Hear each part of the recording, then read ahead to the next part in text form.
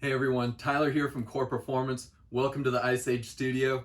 Totally stoked today to bring you a series on how to find the best plate carrier for you. So regardless of manufacturer, you're gonna trust these companies not just with your money but with your life.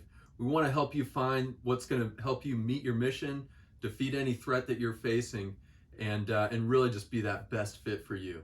Our goal is to explore different characteristics of plate carriers in depth to give you the tools as you shop, whether that's online or you're checking out your buddy's kid at the range.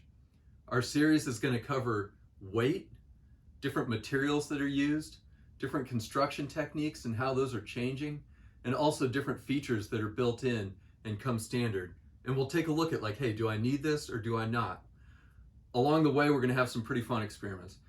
All these are going to get tossed in a dunk tank. We'll weigh them dry, we'll weigh them wet, we'll see how much water they absorb, and then we'll see how much they've dried out after 24 hours, how much water they retain. We're also going to be taking a sander to the different materials and see how they stand up for durability against abrasion. The four models we're going to be using here in front of us. From Qore Performance, we got Ice Plate Exo. From Qore Precision, the Jumpable Plate Carrier 2.0. London Bridge Trading, 6094, and 511 Tactec. All these are great manufacturers. These different models have been used from the most historic operations in the global war on terror to 511. You'll see those in the best athletes in the world every year using them in the CrossFit Games. So there's a lot of different ways we can compare them, from a very minimalist design to more maximalist, from a very modular design to something that's maybe designed very specifically with athletes in mind. So it's just a comparison. Look forward to working through this with you. So when you're choosing a plate carrier, the most important thing is to understand your requirements. Think of an example like a Ferrari versus versus Ford, but a Ford pickup truck. All right, don't try and take a Ferrari out and do things that you do with a pickup truck. It's not going to work out well for you. You're wasting your money, your time, and destroying a beautiful piece of design.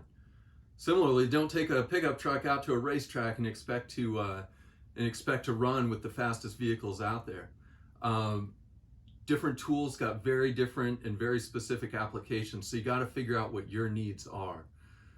In that, I'd recommend 5 things that you take a look at, and it all starts with the threat.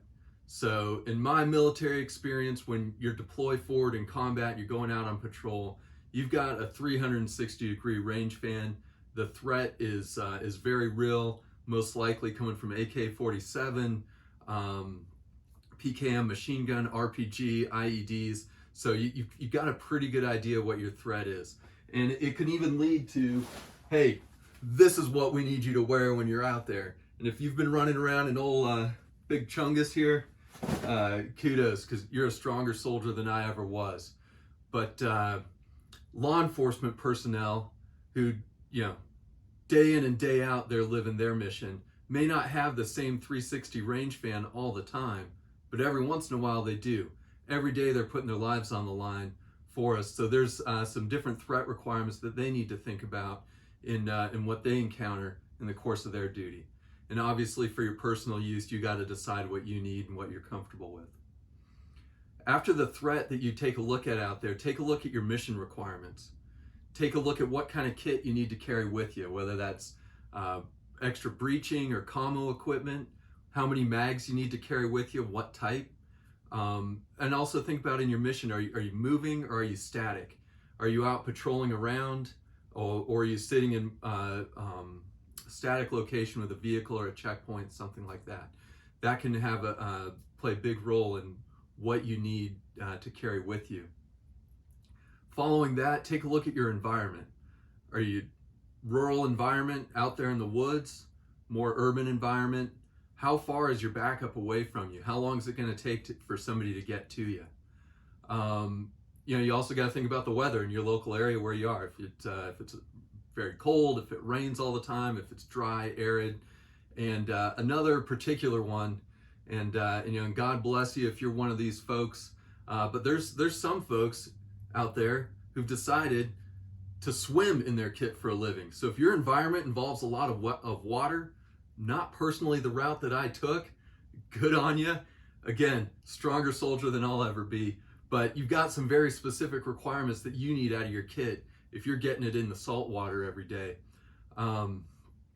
Following those considerations, that's when I'd recommend you take a look at your department and unit SOPs. Sometimes you just got to do what the man tells you to do. Whether it's color, features, hey, you can only buy this model, those types of things.